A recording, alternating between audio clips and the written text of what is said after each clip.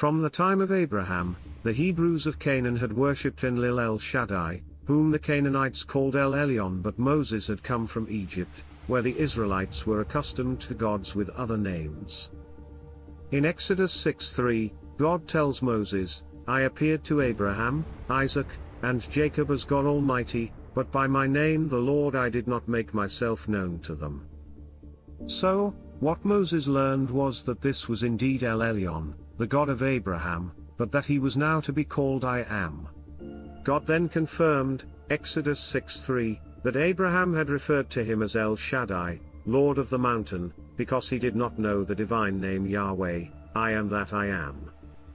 Enlil was also referred to as Kur-gal, Great Mountain Lord, in the Mesopotamian tradition, which is why Abraham had addressed him with a vernacular equivalent. In the tradition of Old Sumer, the Anunnaki gods sat in council at Nippur and decided all important matters by majority vote. However, everything changed as Jehovah became ever more rationalized as an individual absolute, a unilateral overlord of all things. The Hebrew perception of Jehovah also became totally abstract, so that all physical connection with humankind was lost. In Mesopotamian thought, the earth and heavens were a reflection of the majesty of nature, of which the people were a part, and the Anunnaki were a part. But, to the emergent Hebrews, nature as a whole, including the sun and the heavens, was seen to be a servant of Jehovah, who was said to have created everything. In later times, the high priest of the Jerusalem temple was permitted to say the name Jehovah once a year on the Day of Atonement, within the Holy of Holies, the inner sanctum of the temple, so long as it was said under his breath, beyond the earshot of others. Enlil was a deity who spared no mercy for those who did not comply with his dictatorial authority. Abraham had experienced the vengeful Enlil firsthand at the fall of Ur, and he was not about to take any chances with his own survival. He was even prepared to sacrifice the life of his young son, Isaac, to appease the implacable God, Genesis 32:9. The Bride of Jehovah. The four consonants of the Hebrew stem YHWH, which became an eventual acronym for the one God, represented the four members of the heavenly family. Y represented El the father, H was Ashtoreth the mother, W corresponded to the son, Baal, and H was the daughter, Anith. Ashtoreth, Lady Asherah of the sea, was often referred to as Elath and was said to have had 70 offspring by El Jehovah, including Baal, Anith and their brothers Mo and Yam. In the Old Testament it is related that in about 1060 BC the children of Israel did put away Baal and Ashtoreth, and served the Lord only, 1 Samuel 7:4, but not long afterwards the Ashtoreth culture returned with the building of Solomon's temple. The Book of 1 Kings, 11-5, explains that King Solomon worshipped Ashtoreth, and the Holy of Holies was deemed to represent the womb of the Divine Mother. As the supreme consort of El Jehovah, Ashtoreth was an integral part of religious life in Judah until the reforms of King Josiah, 2 Kings 23, at the time of the Babylonian invasion.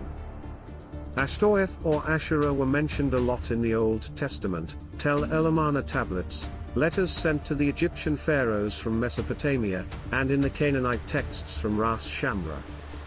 Literature of the era additionally refers to wooden fertility idols called Asherahs, which were sometimes no more than tree trunks with the branches stripped away.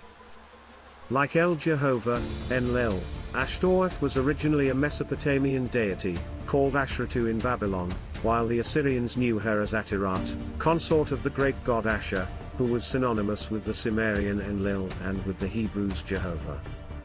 The Amorites called Enlil by the name Amuru, styling him Lord of the Mountain, the equivalent of his other names, Kur-gal and El Shaddai. For this reason, Atirat, Ashtoreth, was identified with Enlil's wife Ninlil. The same god and goddess were known by different names by different people in different regions. The goddess was Ashtoreth, Asherah, Elath, Asheratu, Atirat, Ninlil, and Sud, while the god was Enlil, Kur-gal, Asher, Amuru, Elyon, El Shaddai, and Jehovah. The other great goddess of the Hebrews was Anith, the daughter of Jehovah and Ashtoreth. Anith was queen of the heavens, and she was also known as Astarte, meaning womb. In fact, all the deities had at least two names, a proper name and an epithet. Just as Ashtoreth was also Asherah, so Elyon was called Jehovah. Their son Had was generally known as Baal, a titular distinction meaning Lord, while his brothers Mo and Yam were known as Gezer and Nahar, respectively. Yam was defined as a judge, an accuser, and was therefore a Satan, as were all judges. In the book of Judges, the Satan judge Shamgar was said to be a son of Anith. In Samaria, north of Judea, Baal was known as Baal-zebul, or Baal-zebub, meaning elevated lord, but this title was corrupted so that Beelzebub became classified as the chief of the devils. In the dust of history, with 100 different names and variations, the real name of Yahweh was forgotten, or it is still kept as secret. Thousands years later Sabbatai Zevi publicly pronounced the name of Yahweh, the Tetragrammaton, in 1648, at the age of 22, in his hometown of Smyrna, Turkey.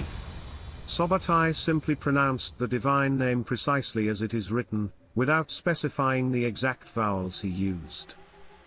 The pronunciation itself was a sacrilegious act of, which demonstrated his perceived authority to override traditional Jewish law, halakha.